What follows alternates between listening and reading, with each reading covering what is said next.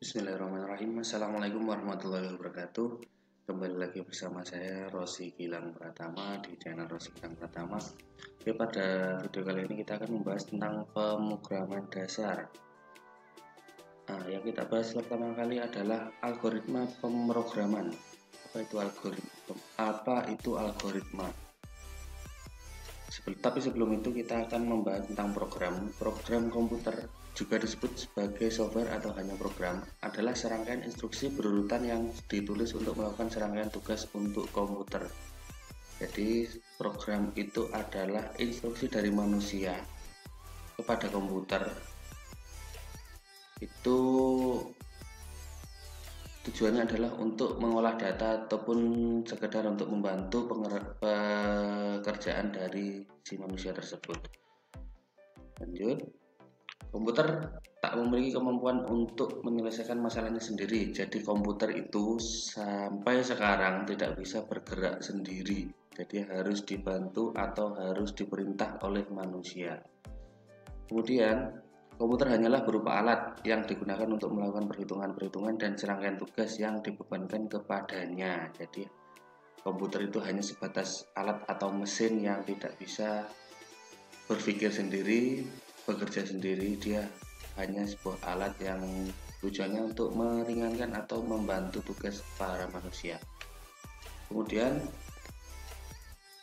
pembuat program disebut sebagai programmer. Oke, jika diibaratkan program seperti jadwal kegiatan selama sehari ini. Misal hari ini saya harus mandi, makan, ke kampus atau ke sekolah, rapat A, rapat B, makan, tidur, belajar, belanja, dan lain sebagainya. Jadi program itu adalah urutan hal-hal apa yang harus kita lakukan. Kemudian kegiatan seperti di atas kita sebut sebagai instruksi apa yang harus kita lakukan saat itu. Jadi instruksinya adalah program itu adalah semacam instruksi yang harus dilakukan oleh komputer, dan pemberi instruksi tersebut adalah manusia. Kemudian daftar instruksi yang ditulis menjadi satu berkas utuh disebut sebagai program. Jadi dari instruksi mulai awal mandi, makan, ke kampus atau ke sekolahan, rapat A, itu dijadikan satu wadah yang disebut dengan program. Nah, secara umum program memberikan kemampuan komputer untuk melakukan fungsi khusus. Komputer akan mengeksekusi atau menjalankan instruksi yang ada dalam program di dalam sentral prosesor. Maksudnya fungsi khusus di sini adalah contohnya seperti program Photoshop. Di situ komputer akan berfungsi untuk mengedit video. Mengedit foto maksud saya. Jadi berfungsi untuk mengedit foto. Begitu juga yang lain seperti browser. Nah, ketika kita akan masuk dengan program browser, maka komputer tersebut akan berfungsi sebagai penjelajah atau mesin pencari yang seakan-akan komputernya tersebut yang kerja. Nah, tapi dengan perantara program misal Google Chrome dan lain-lain. Kemudian program dibuat dengan menggunakan bahasa pemrograman sebagai alat untuk mengungkapkan ide sang programmer agar dapat dijalankan oleh komputer. Jadi program itu dibuatnya oleh programmer dengan menggunakan bahasa pemrograman. Setelah ditulis dalam bahasa pemrograman, tidak serta-merta apa yang kita tulis tersebut dapat dilaksanakan oleh komputer. Jadi bahasa pemrograman itu di sini macam-macam. Yang paling umum digunakan biasanya adalah Visual Basic, kemudian Java. Java itu produknya adalah NetBeans. Kemudian juga ada program untuk membuat aplikasi Android. Itu macam-macam. Komputer hanya mengerti bilangan biner dan instruksi-instruksi menggunakan bahasa mesin. Apa itu bilangan biner? Bilangan biner adalah bilangan yang terdiri dari angka 0 dan 1 saja. Jadi tidak ada angka 2 sampai 9, hanya 0 dan 1, dan komputer hanya mengenali angka 0 dan 1 tersebut. Untuk membuat komputer mengerti maksud dan tujuan kita, diperlukanlah sebuah compiler yang dapat menerjemahkan bahasa pemrograman ke bahasa mesin. Lebih tepatnya, compiler itu adalah penerjemah dari bahasa manusia ke bahasa mesin. Jadi bahasa manusia itu bisa menggunakan huruf dan angka, tapi kalau bahasa mesin hanya angka bilangan biner tadi, dan itu butuh penerjemah. Namun ada juga komputer program yang tidak berupa kode bahasa mesin, namun berupa kode-kode khusus dan terkadang juga berupa kode-kode bahasa pemrograman. Komputer ini biasanya digunakan oleh admin sebuah server. Jadi biasanya kalau server itu bentuk atau sistem OS-nya itu berupa angka saja. Jadi dia hanya menampilkan bahasa yang hanya dimengerti oleh seorang programmer atau admin tersebut. Kemudian program model ini memerlukan bantuan interpreter untuk menerjemahkan bahasa tersebut ke bahasa mesin sehingga dimengerti oleh perangkat keras. Oke, setelah itu kita akan membahas tentang source code.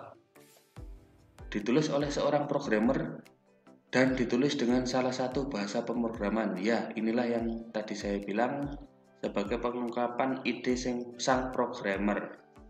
Jadi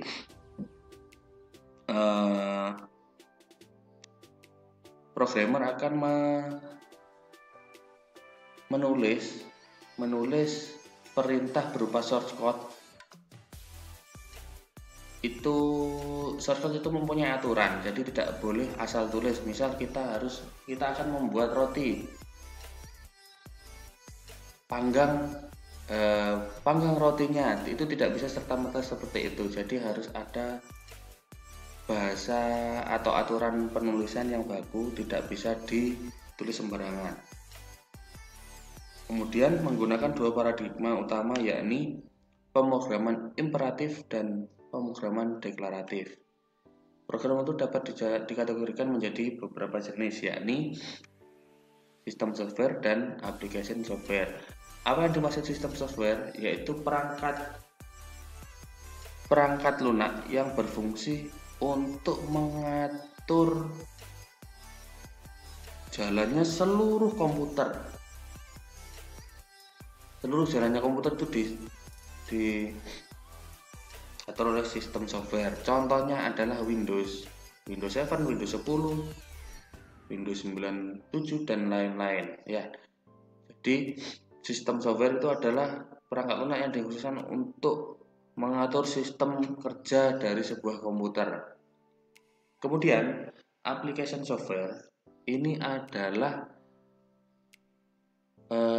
perangkat lunak berupa aplikasi. Contohnya aplikasi Facebook, Instagram, YouTube dan lain-lain. Itu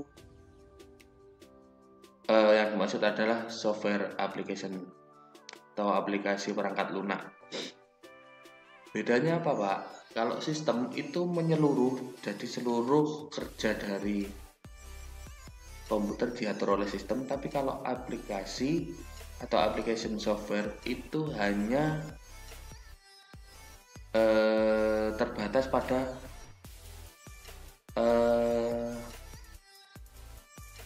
lingkup kerja dari software tersebut atau aplikasi tersebut. Misal kalau Facebook, ya hanya untuk Facebookan saja, tidak bisa mengatur semua di komputer. Lanjut, program motor dapat dikategorikan menjadi beberapa jenis, yakni input. Bagian ini merupakan proses untuk memasukkan data ke komputer melalui device yang ada, misalnya keyboard, mouse, scanner, dan lain-lain. Jadi alat input pada komputer ini terdiri dari keyboard, mouse, scanner, pokoknya yang kita masukkan ke dalam komputer.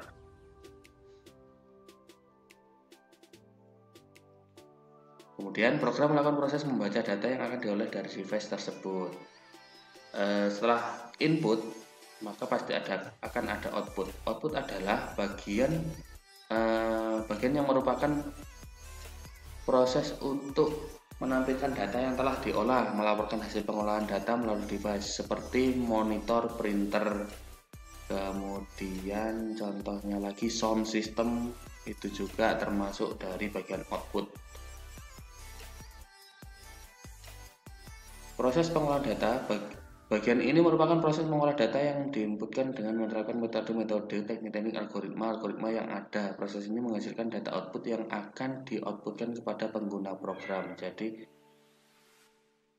proses pengolahan data adalah yang ada di dalam Central Processing Unit. Jadi kita tidak bakalan bisa melihat. Kemudian yang poin E adalah penyimpanan data. Bagian ini merupakan proses menyimpan data dalam memori atau device penyimpanan data seperti disket, hard disk, CD, flash disk, dan lain-lainnya yang berupa media penyimpanan itu bisa dikatakan penyimpanan data. Oke, kita masuk ke definisi algoritma. Adalah urutan langkah-langkah yang sistematis untuk menyelesaikan sebuah masalah. Maksudnya sistematis di sini adalah dia harus urut, tidak boleh melangkah satu langkah pun. Contohnya seperti ini. Ketika kita mandi, kita tidak bisa langsung tiba-tiba memakai handuk karena sebelum memakai handuk ada urutan yang tidak boleh dilewatkan dari urutan mandi. Jadi kita ya harus membuka baju dulu, kemudian kita bilas badan kita pakai sabun, kemudian baru setelah selesai kita pakai handuk. Itu adalah langkah terakhir untuk pakai handuk. Adalah urutan logis pengambilan keputusan untuk pemecahan masalah. Jadi misal kita makan tidak mungkin tiba-tiba kenyang, maka kita harus ambil piring dulu, kemudian ambil nasi, ambil lauk, ambil sendok, kemudian baru kita makan, barulah kita kenyang. Itu yang dimaksud urutan logis. Jadi kalau tiba-tiba kita kenyang sebelum makan, itu berarti tidak logis. Logis di dalam tubuh kita itu ada sesuatu yang tidak logis. Urutan langkah-langkah logis pada penyelesaian masalah yang disusun secara sistematis. Jadi algoritma itu ya harus urut, tidak boleh melewati langkah-langkah yang sudah ada. Sejarah algoritma. Algoritma berasal dari nama penulis buku Arab yaitu Abu Ja'far Muhammad Ibnu Musa al-Khawarizmi. Jadi penemu algoritma ini adalah orang Islam. Tapi ada tapinya. Orang Barat itu tidak bisa menyebut al-Khawarizmi. Jadi dibacanya adalah algoritma. Jadi berbanggalah kalian menjadi orang Islam karena hampir seluruh pengetahuan yang ada di dunia ini berawal dari orang Islam.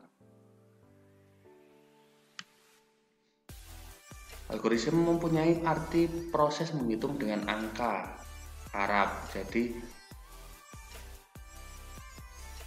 algoritma itu adalah sebuah proses menghitung dengan angka, tapi kalian tidak perlu menghitung angkanya, biar komputer saja yang melakukannya. Kalau kalian yang menghitung, insya Allah otak kalian akan berasap nanti ya. Poin D, Al-Khawarizmi menulis buku yang berjudul Kitab Al-Jabar wal Muqabalah, buku pemugaran dan pengurangan. Kemudian dari algoritma menjadi algoritma muncul karena algoritma sering dikelirukan menjadi aritmatik. Jadi setelah algoritma sering dikelirukan, maka dirubah menjadi algoritma. Sampai kalau Indonesianya menjadi algoritma. Lambat laun algoritma berangsur-angsur dipakai sebagai metode perhitungan atau komputasi secara umum. Dalam bahasa Indonesia, algoritma menjadi algoritma seperti yang sebelumnya saya katakan, yaitu menjadi algoritma. Nah, ini contohnya. Nomor 1, Prosesnya adalah membuat telur mata sapi. Algoritmanya adalah resepnya.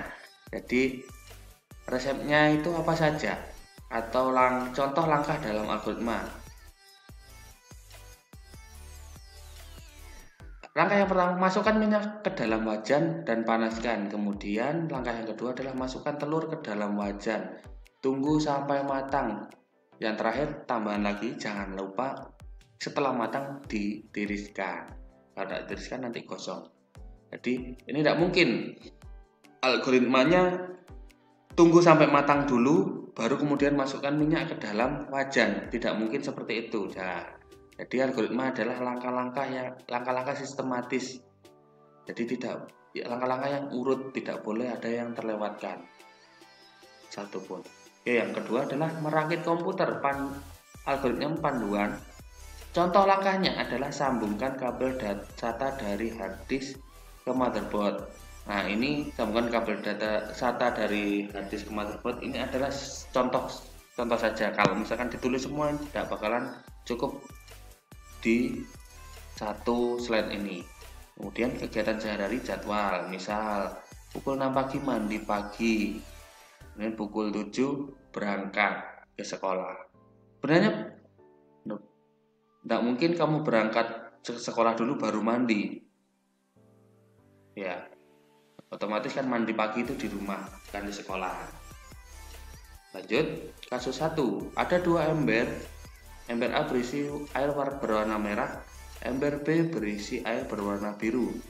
Bagaimana algoritma untuk menukarkan air berwarna merah dari ember A ke ember B? Ember B dan air berwarna biru dari ember B ke ember A. Nah, langkahnya adalah seperti ini.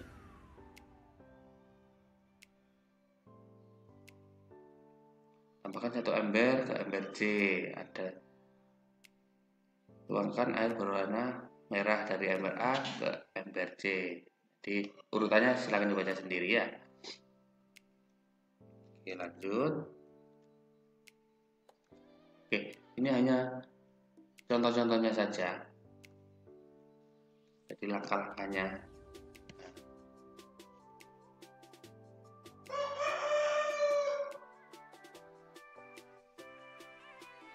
Oke, baik. Mungkin untuk pembahasan algoritma cukup sekian. Kita lanjut di video selanjutnya. Nah, jangan lupa sebelum meninggalkan channel ini, silakan like, share, dan subscribe ya, supaya kalian tidak ketinggalan info yang akan atau ilmu yang akan saya bagikan tentang pemrograman dasar dan lain sebagainya. Sekian, terima kasih dari saya. Sampai ketemu lagi di video selanjutnya. Wassalamualaikum warahmatullahi wabarakatuh.